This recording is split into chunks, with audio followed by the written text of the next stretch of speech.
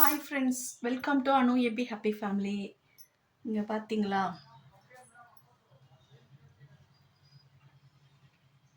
ஆக்சுவலாக வந்து இன்றைக்கி எங்கள் அண்ணன் பையனுக்கு பர்த்டே.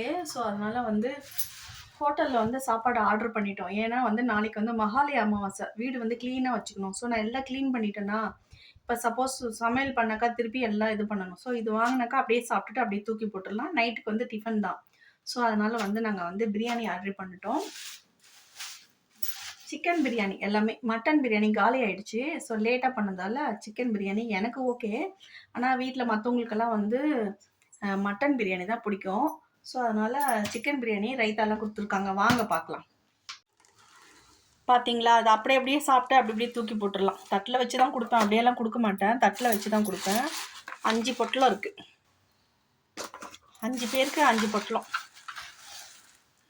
பார்த்தீங்களா, அதுக்கு பார்த்தீங்கன்னா கத்திரிக்காய் இது வந்து ரைத்தா. இருங்க ஓப்பன் பண்ணி காட்டுறேன்.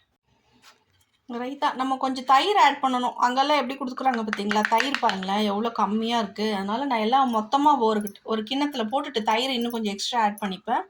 இது வந்து கத்திரிக்காய் பச்சடி சூப்பராக இருக்கும் பிரியாணிக்கு. உங்களுக்கே தெரியும் கத்திரிக்காய், அது என்ன காம்பினேஷன் தெரியல. ஆனால் பாருங்களேன், பிரியாணிக்கு அந்த கத்திரிக்காய் கொஜ்ஜு சொல்லுவாங்க, அது வச்சு சாப்பிட்டா தான் இது பார்த்தீங்கன்னாக்கா சிக்கன் பிரியாணி. இங்கே பாருங்க, காலு தெரியுதுன்னு ஒரு காமெடி வருமே, நம்ம இவரு காமெடி வடிவேலு படத்துல அந்த மாதிரி உள்ள பீஸ் இருக்குன்னு நினைக்கிறேன், எனக்கு தெரியல. இது வந்து பாஸ்மதி ரைஸ் இல்லைங்க, சீரக சம்பால செஞ்சிருக்காங்க அப்படிதான் நினைக்கிறேன். இங்க பாத்தீங்களா, சீரக சம்பால செஞ்சிருக்காங்க. ஏன் தெரியலையே, பாஸ்மதி தான் நினைச்சேன், ஆனா சீரக சம்பால செஞ்சிருக்காங்க. ஓகே, எது இருந்தாலும் பிரியாணி சாப்பிட வேண்டியதுதான். பிரியாணி தான், ஓகேவா. சொல்லுவாங்கல்ல, பிரியாணி பேர் எழுதினாலே போதும். அந்த மாதிரி எனக்கும் சிக்கன் பிரியாணின்னா ரொம்ப உயிர். ஸோ இதுதான். அப்புறம் கேக் கட்டிங் பார்த்தீங்களா, அவங்க ஃபோட்டோ எடுக்க விடலை வீட்டில், அதனால கேக் கட்டிங் மட்டும் சும்மா போட்டேன், அவ்வளோதான்.